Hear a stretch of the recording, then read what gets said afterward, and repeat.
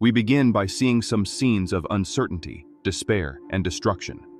First, we see a woman nearly dying, fallen on the ground with a briefcase at her side.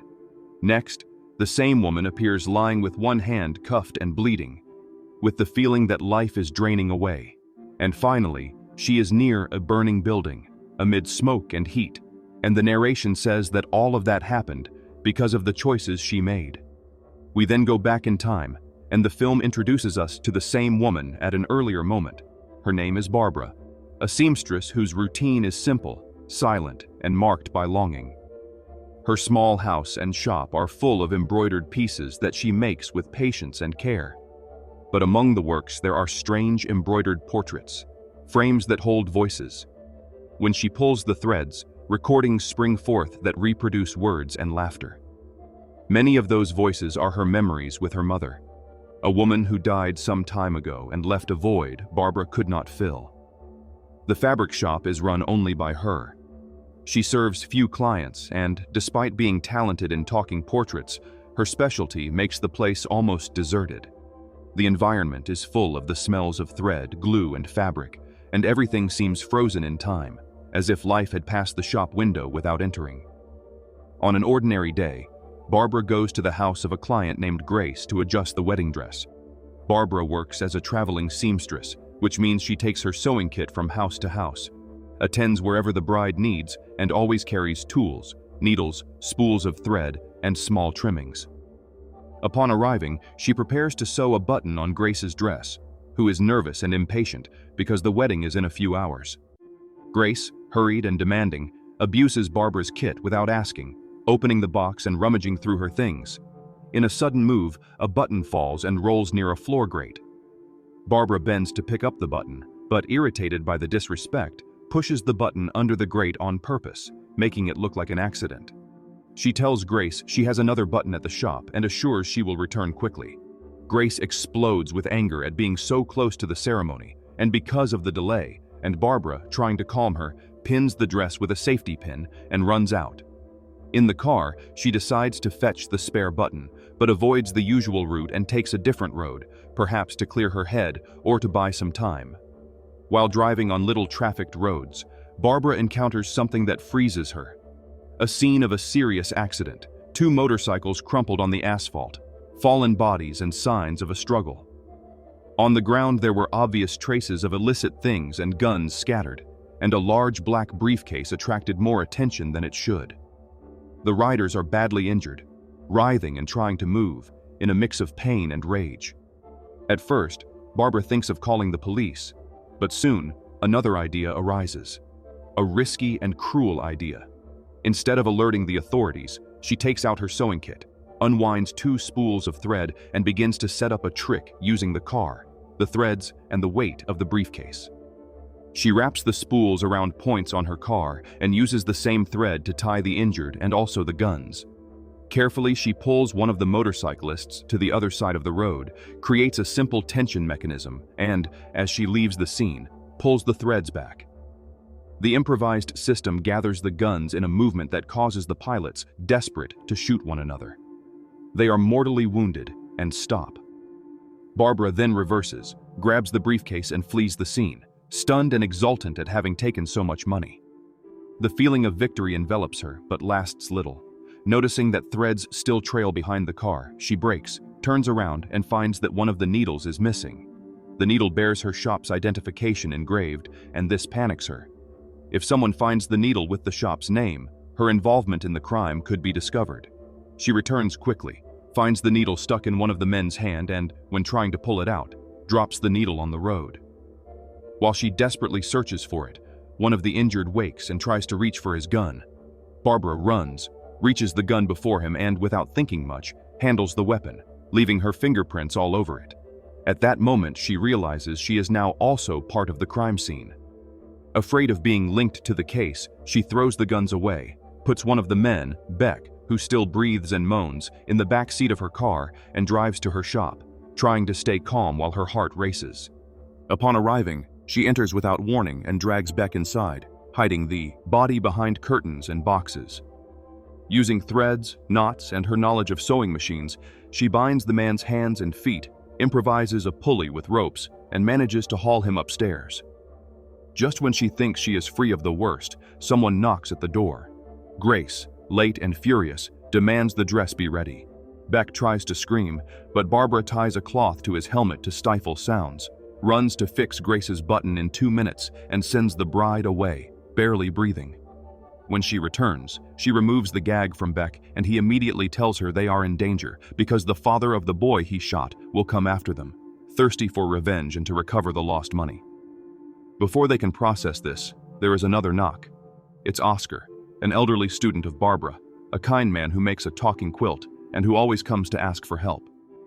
He wants to enter to show the quilt, but Barbara, nervous, sends him away explaining it is not the time. Beck, suffocated and tied, risks crawling using the rope to reach the briefcase, and with effort throws the briefcase down the stairs trying to attract Oscar. The idea works, but Barbara had already sent the old man off. With danger near, Barbara must act fast. She ties the gun to the door and makes loops that also secure Beck, connecting everything with lines and knots at key points in the shop to turn the place into a trap. She waits behind the counter with the briefcase, tense, when Hudson, an armed and dangerous man, stops his car outside. As he opens the door, the mechanism Barbara built pulls Hudson's hand upwards and leaves him vulnerable for a second. Beck, who tumbles down the stairs with another gun that has no bullets, prepares to shoot but cannot because the magazine is empty, and Hudson frees his hand enough to shoot Beck, killing him there. Realizing everything went wrong and the situation slipped out of her control, Barbara flees with the briefcase. Running through the woods, she is hit by a shot in the leg and falls. Hudson soon reaches her and uses one of the spools of thread to strangle her until her body stops fighting. After understanding what happened, Hudson opens the briefcase and finds millions in bills. He grabs several bags and begins transferring the money into another sack. While rifling the last pile, he finds a bomb hidden under the money, which he decides to leave behind, and leaves with the remainder. Barbara, fallen and nearly dead, thinks of her choices and how ambition brought her there. The scene cuts again to the accident moment, but now in a new timeline. This time, Barbara does not act on impulse. Instead of setting up a trick, she calls the police and waits. Soon, Mrs. Engel arrives, an elderly police officer who also officiates weddings in the village and has a firm, dry manner. She searches the scene, sees signs of illicit substances, and realizes there is a lot of money involved.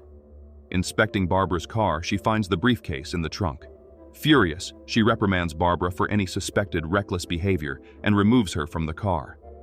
Mrs. Engel, noticing a tear in the robe she will wear for the ceremony, asks Barbara to carry the sewing kit and fix a few stitches, and then takes everyone to the station.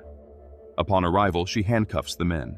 Barbara is also cuffed, but the officer allows her to move just enough to mend the priest's robe. In the interrogation, Beck remains silent. The other young man, Joshua, reluctantly confesses that he was sent by his own father to deliver the illicit substances and that he backed out at the last moment. Joshua says that his father, a violent man, will come to the station to kill them, but Mrs. Engel, distracted by preparations for Grace's wedding, does not pay much attention.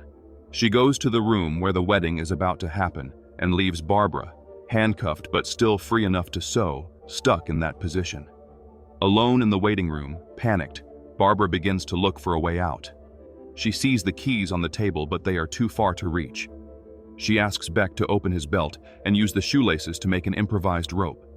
He complies, and Barbara prepares a paper blow dart to try to reach the keys. Before attempting escape, she demands that Beck let her go and that they split the money if they escape. He hesitantly agrees. Meanwhile, in the banquet hall, Grace suffers because the safety pin holding her dress has come undone and is now scraping her, causing pain and preventing her from enjoying her own wedding.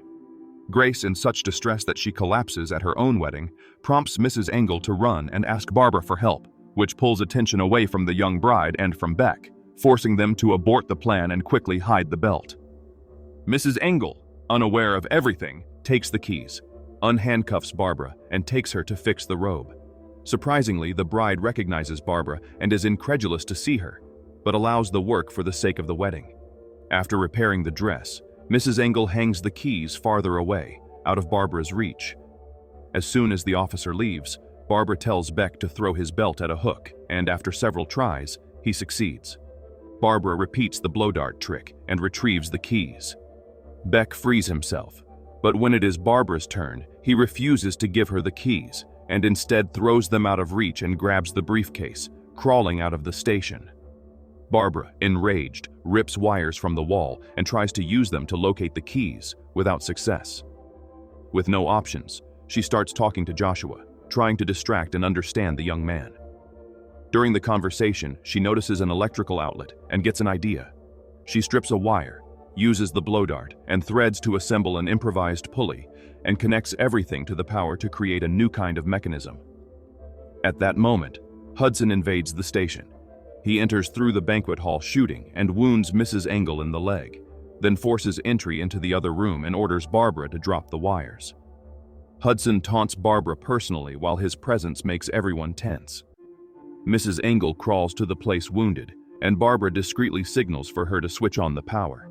The old officer, with effort, activates the wire. The electricity runs through the lines. Barbara holds the other end and uses the shock against Hudson, who falls unconscious but reflexively fires and hits Barbara 3 times in the abdomen. She is left gravely wounded, handcuffed, on the brink of death.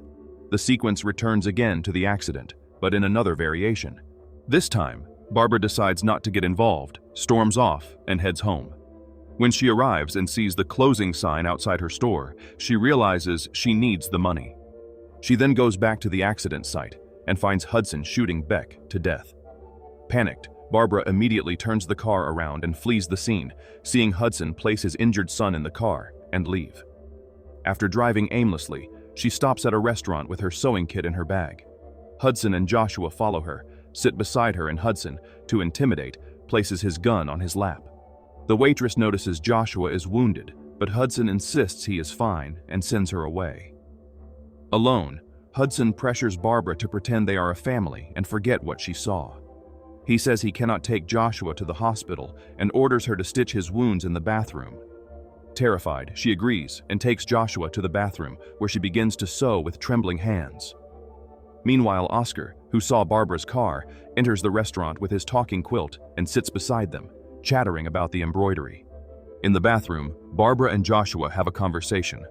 He nervously explains that his father forces him to do such things.